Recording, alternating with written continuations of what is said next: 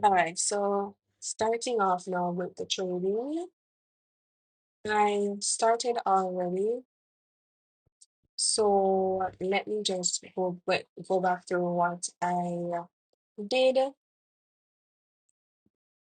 and where I'm at right now. So first, my strategy is that I use the last two candles in the current market trend. So wait, what happened? Okay, so I marked out the swing high and the swing low. So that is the swing high, the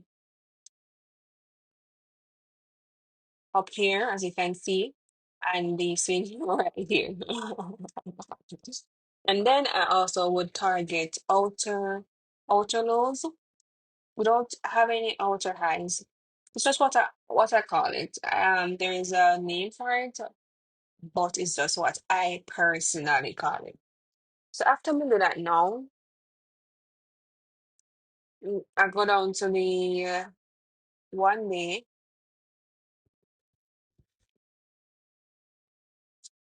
Let me see. I'm going down to the 1 day. I have a book right here where I write down everything because that I'm on my journey and I write down every single thing that I am doing. So what I noticed here, must be something. Let me go back to the 1 week. That's the 1 week is coming right now. Okay, we're going to confirm that down here. So it will show on this 1 day. It will show on the 1 day. All right.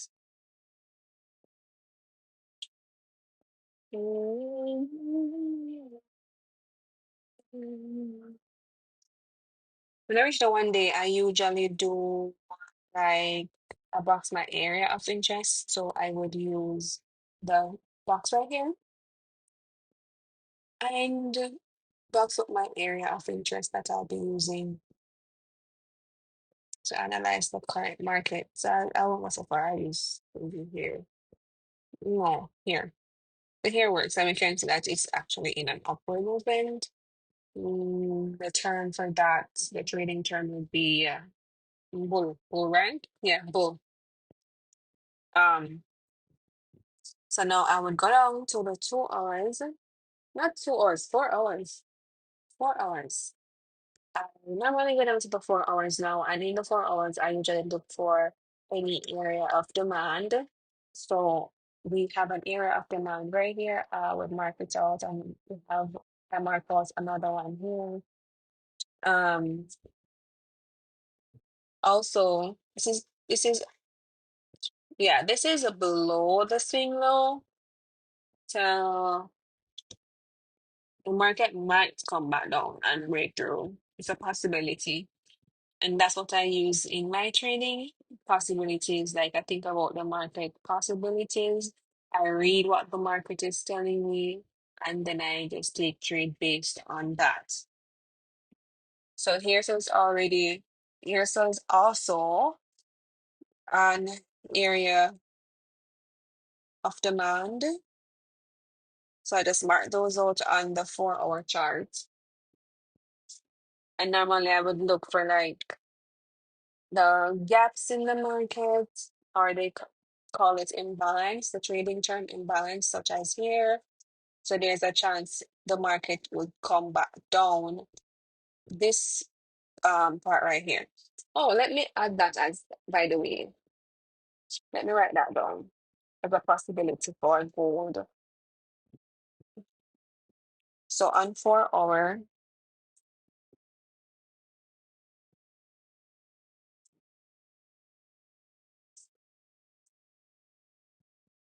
so there's an there are imbalances. Okay.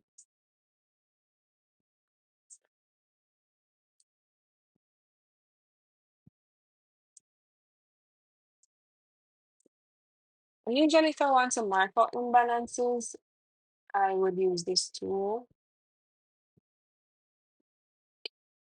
in this market in small imbalance. I mean imbalances. Let me put the color to let me put the color in yellow or green. It's not green here. So it's in green now to show the imbalances there, and one is no, so yes, so one is also right here that I am able to see right now. I'm seeing. So after that, I go down to the 1 hour and I stay within the range right here, which is the swing high and the swing low. The swing low and the swing high I stay within this range because this is where I'm looking for a trade. This area, these areas between these two. Um, okay. So on the 1 hour also, um, it's showing a demand area here. And also, I was thinking possibly the market is going to come down and test through this demand area to fill the gap of these imbalances and come down to this demand area. I'm also seeing here also have imbalances, so likely it can come down into here as well. So those are possibilities that we have.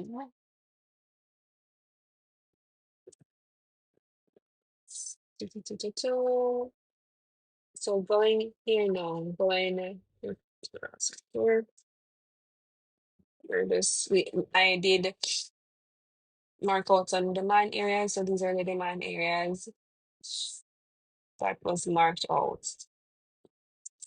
And how I how I go about like identifying demand areas is where the market would normally you see a push up like in a price action. So right here we have a candle, then a large push up, and then this also we have a candle, then a push up. So a large push up I could use right here. This is where I use. Okay, good.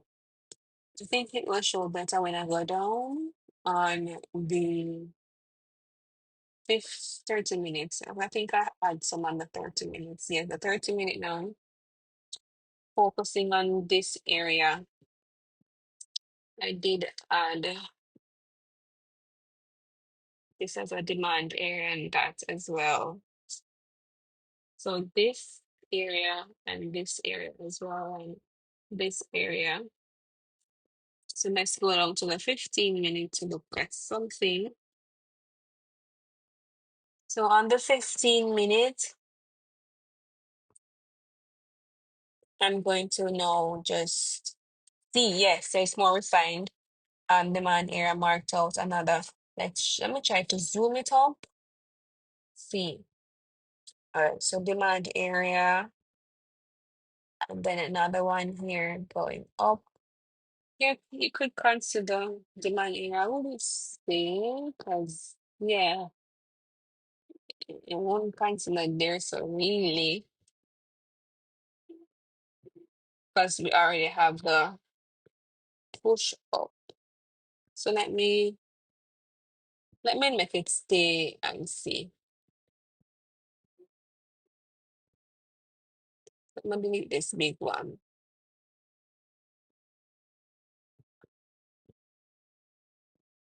And I also add, so if price breaks here, there's a possibility that price will continue to the demand areas below.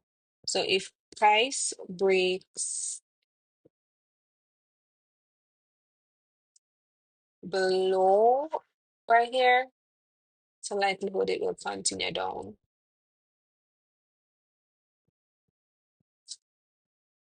So that's what we have. And also we have here, right here, a supply area. So support, and we have a what's this? Yeah, imbalance as well, right here.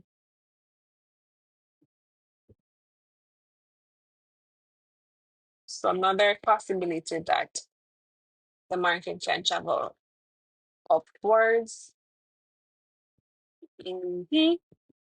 So that's why I added this right here as a buy signal because this is the last low.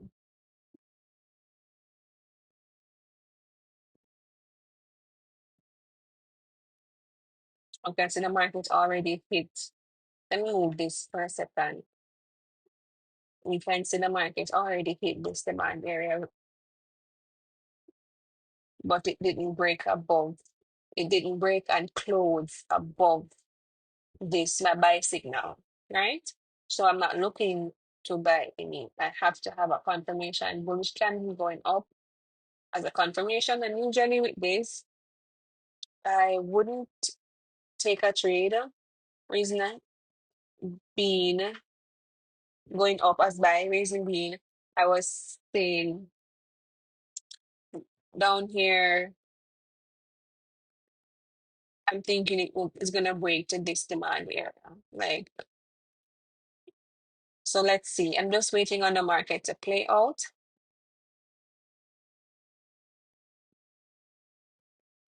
So we will see. And there's a small imbalance right here also.